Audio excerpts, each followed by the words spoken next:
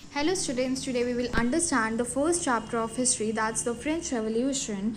Now first we will understand what led to the French Revolution, that is कि पहले क्या हुआ 14 जुलाई 1789 में एकदम से पेरिस में पैनिक हो गया कि भाई यार जो किंग है ना वो अपने सिटीजन्स पे अटैक करवाने वाला है। ठीक है, तो उन्हें एक तरफ से थ्रेट हो गया, मतलब एकदम से डर मचने लग गया सिटीजन्स में कि हाँ भाई जो किंग है वो हम पे अटैक करवा रहा है। ठीक है, तो 7,000 सिटीजन्स ने चोरी चुपके मतलब एक ग्रुप बना लिया, सोशल ग्रुप बना लिया और फटाफट से बेस्टाइल के कोर्ट के टूवर्ड्स चल पड़े, मतलब दे मार्च टूवर्ड्स बेस्टाइल कोर्ट। ठीक है, वहाँ पे क्या करा उन्होंने, इतनी लड़ाई करी और उसके बाद वहाँ पे से वेपन सारे के सारे ले लिए। ठीक है, वहाँ से जितने भी प्रिजनर्स थे, मतलब आई गेस टोटल 7 प्रिजनर्स को फ्री करवा दिया। ठीक है, और जो कमांडर था बेस्टाइल का उसे भी मरवा दिया, जो किंग था। तो इससे क्या हो गया, क्योंकि बेस्टाइल का कोर्ट बिल्कुल ख़त्म हो। These revolutionary events led to the execution of King of Bastille। अब ये कैसे हुआ, क्यों हुआ, तो हम अब इस चैप्टर को बिल्कुल गहराई से पढ़ने वाले हैं। तो first we will understand the French society in late 18th century. ठीक है, 1774 में क्या हुआ, Louis 16 married to Marie Antoinette, उसने शादी कर ली पहले तो। ठीक है, किंगडम हैड नो ट्रेजर, क्योंकि मैंने बोला था कि इतने ज़्यादा लड़ाई हो रही थी, इतने ज़्यादा वॉर्स हो रहे थे, जिसकी वजह से क्या था कि ट्रेजर तो एम्प्टी होना ही था, खजाना तो एम्प्टी होना ही था, मतलब कुछ मिलना तो था नहीं उसे। ठीक है, फिर उसके बाद जब उनके खजाने में कुछ है ही नहीं है तो वो अपने सिटीजन्स पे क्या स्पेंड करेंगे, ऑफ कोर्स कुछ भी नहीं स्पेंड करेंगे। तो वो क्या करेंगे, दूसरों से कर्ज लेंगे, मतलब दूसरों से पैसे लेंगे, तो वो कर्ज के अंदर आ गए। तो फ्रांस का कर्ज पहले ही 1 बिलियन था, अब वो बढ़ के किस में हो गया, अब टोटल मतलब अब 2 बिलियन और बढ़ गया, तो टोटल कितना हो गया 3 बिलियन। ठीक है, तो पहले 1 बिलियन लिवर्स उन पे कर्ज था, 2 बिलियन और बढ़ गया, तो टोटल कितना हो गया 3 बिलियन लिवर्स हो गया उनके पास। अब वो 3 बिलियन लिवर्स के अंदर वो कर्ज के अंदर थे। ठीक है, फॉर पेइंग ऑफ डेट। अब क्यों, क्योंकि क्या था, मैंने क्या पॉइंट बोला कि ट्रेजर क्या था, एम्प्टी था, मतलब खजाना क्या था, खाली था। तो जिसकी वजह से उनके पास तो पैसे नहीं थे, जिसकी वजह से वो अपना कर्ज चुका सके। तो कर्ज चुकाने के लिए वो क्या करेंगे, एक ही ऑप्शन लेफ्ट है, that is increasing the taxes. अब वो टैक्स बढ़ाएंगे, लोगों के ऊपर टैक्स बढ़ाएंगे।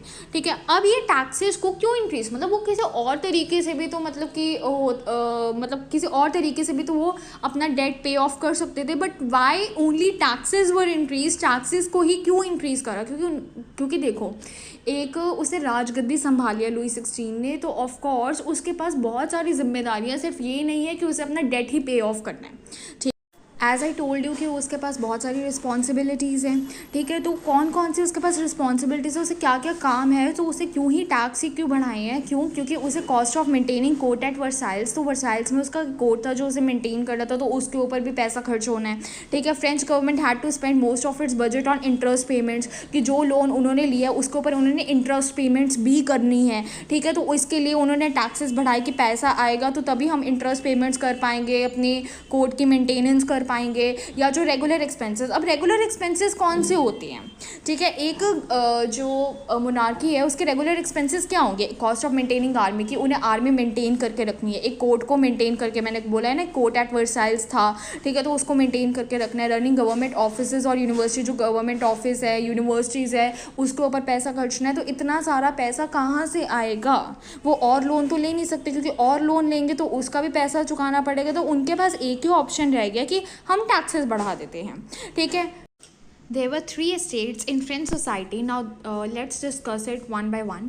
First estate was clergy, second estate was nobility, and third estate included big businessmen, merchants, court officials, you can say lawyers, जो peasants हो गए, artisans, small peasants, landless laborers, servants। तो हम one by one discuss करते हैं third estate में क्या था, जो 19% पॉपुलेशन थी वो पीजेंट्स की ही थी, 60% लैंड थी, तो वो सिर्फ और सिर्फ नोबल्स के पास थी।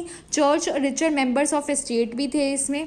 ठीक है, second state and first state में क्या आता है, clergy and nobility enjoyed exemption, मतलब जो क्लर्गी, मतलब जो फर्स्ट और सेकंड स्टेट थी उन्हें एग्जम्पशन का मतलब कि उन्हें टैक्सेस पे नहीं करने पड़ते थे। They both enjoyed feudal privileges by birth, की मतलब फ्यूडल प्रिविलेजेस उन्हें बाय बर्थ ही मिलते थे और उन्हें कोई भी टैक्स पे नहीं करना। So now let's discuss what were the struggle of peasants और what struggle they face. Like peasants को क्या करना पड़ता, पीजेंट्स को अपने मालिक के घर में काम करो, उनके फील्ड्स में काम करो, उनकी मतलब आर्मी में भी पार्टिसिपेट करो, जो रोड्स बनाई जा रही हो उनमें भी पार्टिसिपेट करो। बर्डन ऑफ फाइनेंसिंग मतलब जितनी भी फाइनेंसिंग एक्टिविटीज़ का जो भी बर्डन था वो सिर्फ और सिर्फ थर्ड एस्टेट के ऊपर था। अब और क्या बर्डन डाले गए थे और क्या हुआ था, we will discuss it in the next video. Please like, share and subscribe.